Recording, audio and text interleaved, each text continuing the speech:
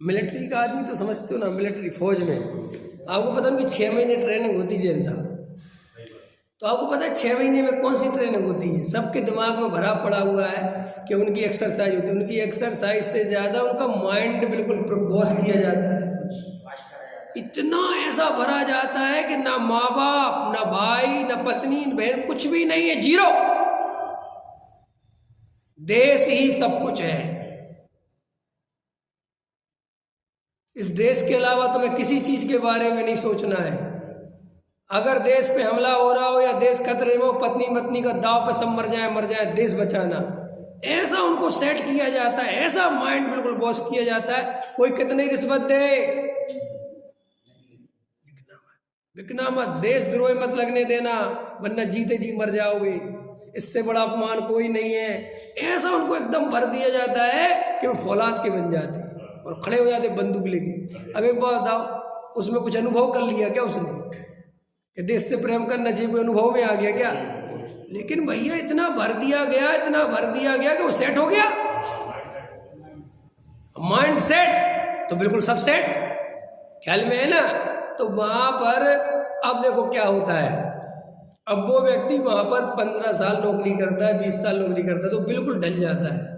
तो तुम मिलिट्री का कोई आदमी निकले यहाँ से, वो भले ही रिटायर हो गया हो, तुम जोर से बोल अटेंशन, वो एकदम खड़ा हो जाए।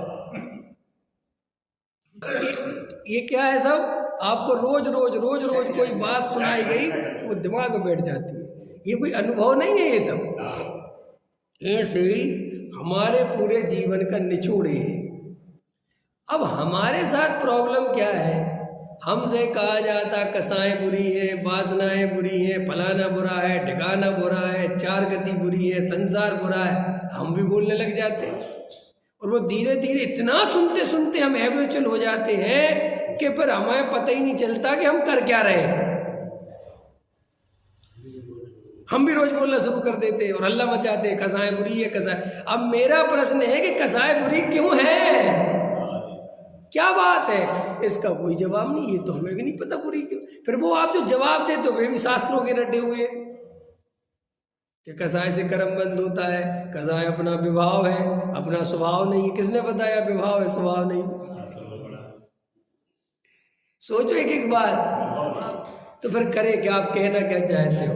मैं कह रहा हूं सब मान्यताएं गिरा दो, सब गिराओ। शास्त्रों से जो कुछ पढ़ा है वो सब भूल जाओ। शांति से बिल्कुल निष्पक्ष हो जाओ कि तुम मैं जीव हूं, कि मैं जीव हूं, सब भूल जाओ, कुछ नहीं करना। अब शांति से बैठ के देखो। क्या देखो? कि क्या क्या हो रहा है। समझ में आया? शास्त्रों की बातें मत दोहराओ। अब शांति से देखो कि मेरे अंदर क्या क्या चल रहा है, मेरे शरीर में क्या क्या हो रहा है। ये शरीर अगर मैं हूं, ख्याल में है ना, तो ये शरीर का परिणमन और मेरा परिणमन अलग अलग क्यों दिखता है? क्योंकि मैं कुछ और चलता हूं, शरीर कुछ और परिणमन कर जाता है। ठीक है ना? ये जब आदमी की मृत्यु हो जाती है, ये शरीर ज्यों का त्यों पड़ा रहता है। अगर ये शरीर ही वो है, समझ में, तो वो जो जानने देखने वाला वो हो रहा था, वो काम वो कौन कर रहा था? इसमें से कमी किस चीज की आई है? क्या हुआ है इसमें?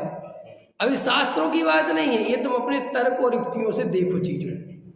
फिर ये जो अंदर कसाएं चल रही हैं, क्रोध, मान, माया, लोभ, ये बुरे क्यों हैं? शास्त्रों की बात नहीं है। क्रोध आया तो क्रोध बुरा क्यों है? मान कसाय उत्पन्न हुई तो बुरी क्यों है? लोभ आया तो बुरा क्यों है? मायाचारी चली तो बुरी क्यों है? इनको अपने बल से पहचानो, देखो कि इनमें सुख मिलता है कि नहीं मिलता है। देखो, हम शरीर की जो स्थिति है, हम इसकी पूर्ति कब कर सकते हैं? कभी नहीं कर सकते। हम आज कितने बढ़िया से बढ़िया भोजन कर लें, इस शरीर तो पता ही है तुम्हें क्षण भंगुर है। ये पुद्गलों का पिंड है ना, ये अपने आप में ही शरीर, जानते हो आप, ये शरीर एक नहीं है, एक द्रव्य नहीं है। ये एक द्रव्य नहीं है। ये शरीर तुम्हारा जो आत्मा है, जो हम है, वो तो एक द्रव्य है। लेकिन ये शरीर तो अनंत पुद्गल परमाणुओं का पिंड है, माने इसमें अलग अलग द्रव्य लगे हुए हैं। द्रव्य कैसे हो गया? पुद्गल द्रव्य जाति अपेक्षा एक। वैसे तो अनंत पुद्गल द्रव्य लगे हैं ना, तो एक द्रव्य नहीं हुआ ना। कितने द्रव्य हो गए इसमें? अनंत पुद्गल द्रव्य। ये अनंत पुद्गल द्रव्यों से मिलकर, जैसे तुमने रेत का घरोला बनाया, रेत का घरौंदा बनाया कि नहीं बनाया? तो रेत का घरौंदा मिटने में कितनी देर लगती है? क्यों?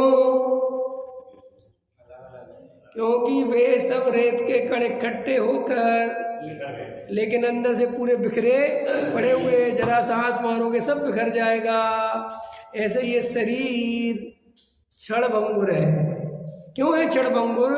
क्योंकि इसकी सत्ता ही क्षणभंगुरता से बनी हुई है। इसके इतने पुद्गल परमाणु लगे हुए इसके अंदर। अब कौन सा पुद्गल परमाणु कैसा परिणमन कब कर जाए, क्या करोगे? है ही उसमें आनंद। बोलो, नहीं समझ में आया? कब कौन सी बीमारी आ जाए, कब कौन सी विपरीतता उसमें पैदा हो जाए, कुछ नहीं कर सकते आप। वो तो है, अब कहाँ संभालो। तो वो कहते साहब, ये शरीर के बारे में गहराई से विचार करो, किसी शास्त्र पढ़ने की जरूरत नहीं है कि या ये कि सोचो कि मैं इस शरीर की सेवा कर करके क्या सुखी हो सकता हूँ।